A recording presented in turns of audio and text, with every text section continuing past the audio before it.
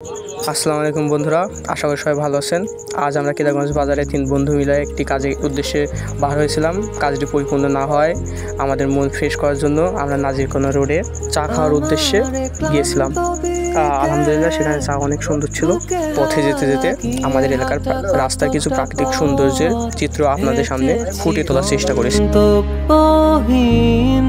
চেনায় শহরের গলি তোদের মাঝে যখন থাকি আমি, পৃথিবী তখন আপন লাগে, তোরা ভুলে যাস না।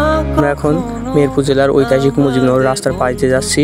এই যে আমাদের মুজিবনগরের মানচিত্র এবং মুজিবনগর কমপ্লেক্স।